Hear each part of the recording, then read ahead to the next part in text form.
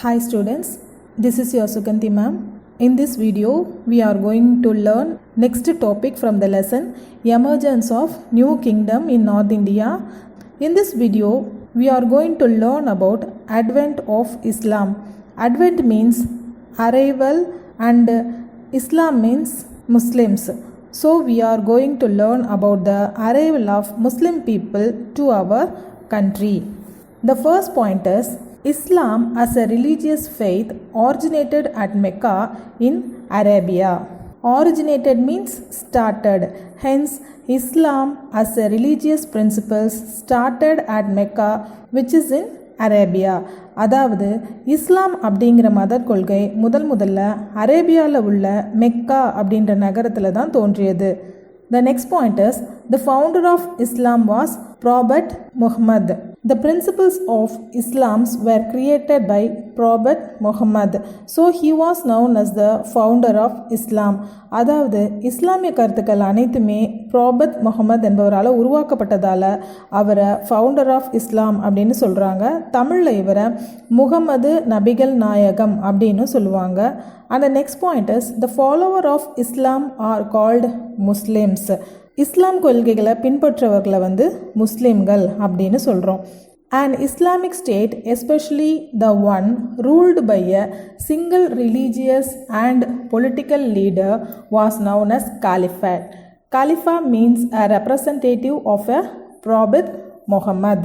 Islamic state which was ruled by a single religious and political leader means then it was known as a Caliphate. Caliphate means a representative of Prophet Muhammad.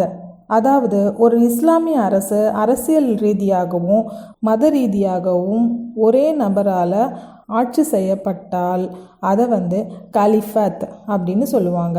Khalifa அப்படின்னா இறை தூதர் முகமது நபிகள் நாயகத்தின் பிரதிநிதி அப்படின்னு அர்த்தம்.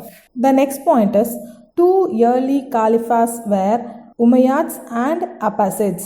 Both the Umayyads and Abbasids expanded their rule separately by their conquest and by preaching the principles of Islam. That is, there were two types of caliphs in that time. They are called Umayyads and Abbasids.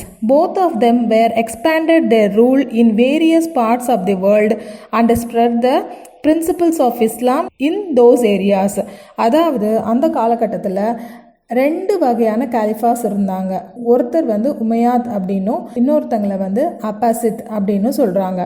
அவங்க ரெண்டு பேரும் தனித்தனியாக பிரிஞ்சு பல்வேறு இடங்களுக்கு படையெடுத்துட்டு போய் தங்கள் ஆட்சியை விரிவுபடுத்துறது மட்டும் இல்லாமல் இஸ்லாமோட கருத்துக்களையும் அந்த மக்கள்கிட்ட பரப்பினாங்க.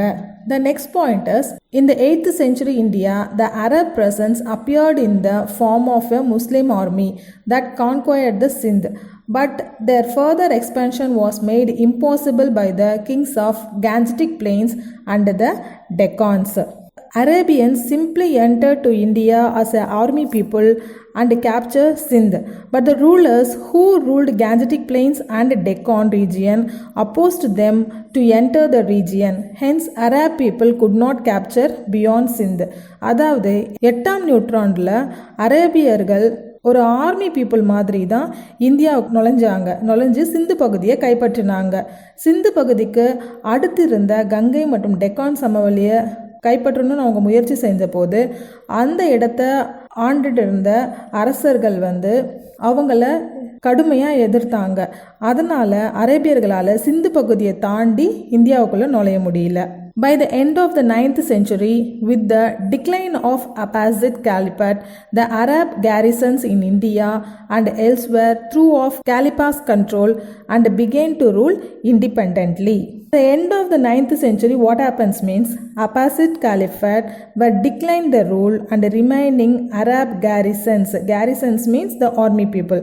They quit the control of Caliphs and they started to rule independently in the name of Sultans. 9ஆம் நூற்றாண்டோட இறுதியில் என்ன ஆச்சுன்னா ரெண்டு வகையான காலிஃபாஸ் சொன்னேன் இல்லையா, உமையாஸ் அண்ட் அப்பாசிட்ஸ். இதில் அப்பாசிட்ஸ் அப்படின்றவங்களோட ஆட்சி முடிவுக்கு வந்துடுது.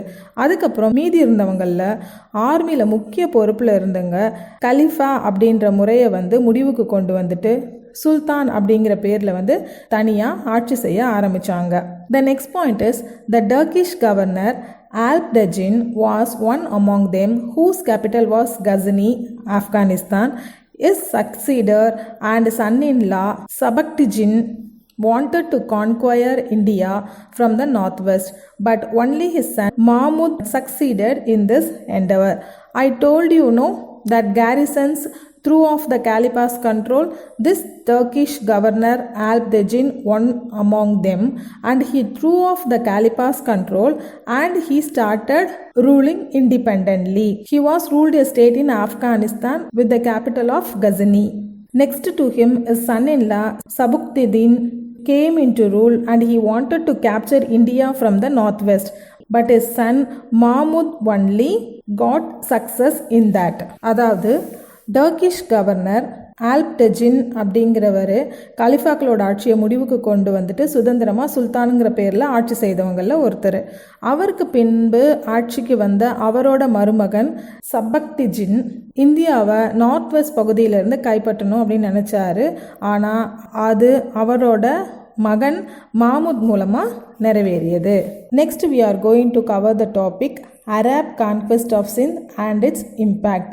This topic explains about the changes happened after the conquest of Sindh by Arabs and its consequences. அதாவது அரேபியர்கள் சிந்துவை கைப்பற்றினதன் மூலமாக ஏற்பட்ட விளைவுகள் என்னென்ன அப்படின்னு இந்த டாப்பிக்கில் பார்க்க போகிறோம். Okay, the first point is in AD, that is Common Era 712, Muhammad bin Qasim, who was the commander of the Umayyad kingdom, invaded Sindh. Qasim defeated Dahir, the ruler of Sindh, and killed him in the battle.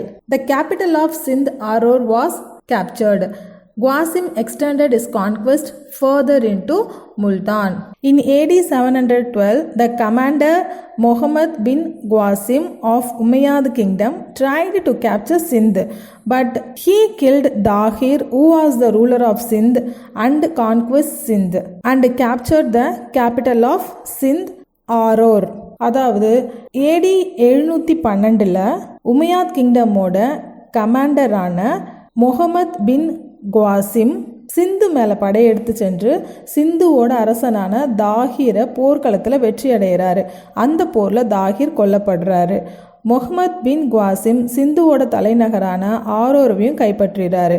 அதுக்கப்புறமா முல்தான் வரை உள்ள பகுதிகளையும் கைப்பற்றுகிறாரு. The next point is he organized the administration of Sindh. The people of Sindh were given the status of protected subjects. There was no interference in the lives and religions of the people. But soon Qasim was recalled by the Caliphs. After Qasim captured Sindh, he changed administration pattern of Sindh. He gave special respect to the people of Sindh and they were called as protective subjects. They were allowed to live independently and they were not forced to follow any religions. Even he ruled very well. He was called off by Caliphs. Qasim சிந்துவை கைப்பற்றினதுக்கு அப்புறம் நிறைய நிர்வாக சீர்திருத்தங்களை செஞ்சார். சிந்துவால் மக்களுக்கு protected subjects அப்படிங்கிற ஒரு அந்தஸ்தை கொடுத்து அவங்கள ஒரு ஸ்பெஷலாக இண்டிபெண்ட்டாக வாழ வகை செஞ்சார். மக்களின் வாழ்க்கையிலையும் அவங்களோட மதம் சார்ந்த நம்பிக்கைகளையும் எந்த வித தலையீடும் செய்யலை. இவர் நல்ல முறையில் ஆட்சி செய்திருந்தாலும் அவர் காலிஃபாக்களால் திரும்ப அழைக்கப்பட்டார்.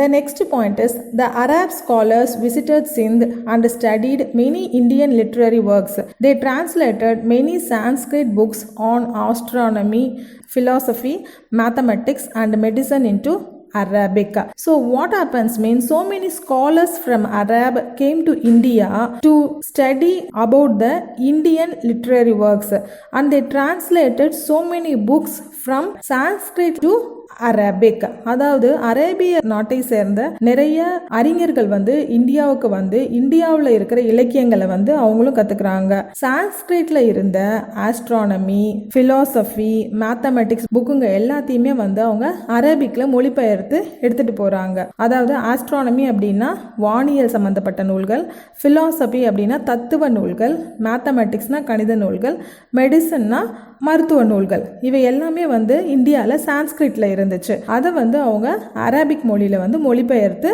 அரேபியால கொண்டு போய் பரப்புனாங்க. They learned the numerals 0 to 9 from India. Until then, the people in the West didn't know the use of zero. They learned numerals 0 to 9 from India. அதாவது அரேபியர்கள் 0ல இருந்து 9 வரைக்கும் உள்ள நம்பரை வந்து இந்தியாவில இருந்து தான் கத்துக்கிட்டாங்க. இந்தியாவில் வந்து அவங்க கத்துக்கிற வரைக்குமே வந்து இந்தியாவில் வந்து அவங்க ஜீரோவை பற்றி கற்றுக்கிற வரைக்கும் ஜீரோவோட யூஸ் என்ன அப்படிங்கிறதே அவங்களுக்கு தெரியாமல் இருந்துச்சு. Though the Arabs, Europe gained more knowledge in mathematics, the importance of zero was learnt by them from India. அரேபிய நாட்டை சேர்ந்தவங்களும் யூரோப்பில் சேர்ந்தவங்களும் வந்து மேத்தமேட்டிக்ஸில் வந்து நிறைய திறமை இருந்தவங்களா இருந்தாங்க. அவங்களும் வந்து நிறைய ஆராய்ச்சிகள் செஞ்சுருக்காங்க, வானவியல் நூல்கள்லாம் ஏற்றி இருக்கிறாங்க. ஆனாலும் அவங்களுக்கு ஜீரோவோட இம்பார்ட்டன்ஸ் என்னன்றதே தெரியல. அவங்க இந்தியாவுக்கு வந்து கணிதத்தை கற்றுக்கிட்டதுக்கு அப்புறம் தான் வந்து அந்த ஜீரோவோட முக்கியத்துவமே அவங்களுக்கு தெரிய வந்துச்சு. It is believed that the people in the west and Arabs learn the game of chess only from the Indians. So நமக்கு எல்லாத்துக்குமே செஸ் கேம் தெரியும். இந்த செஸ் கேம் அப்படிங்கிறத வந்து ஃபர்ஸ்ட் இந்தியாவில் தான் முதல்ல விளையாடப்பட்டது. சதுரங்கம்னு சொல்லுவாங்க. அதை இந்தியாவில் இருந்து தான் அதை அரபியர்கள் மூலமா வெஸ்டர்ன் கண்ட்ரீஸ்க்கு பரவுச்சு. Okay, so that's it about the topic. The next topic we will see in the next video. Thank you for watching this video. Thank you so much.